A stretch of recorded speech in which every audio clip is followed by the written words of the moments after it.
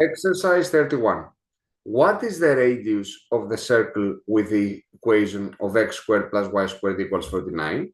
This comes straight from theory, where we know that a circle of the form x minus x0 squared plus y minus y0 squared equals to r squared has a center at x0, y0 and a radius of r.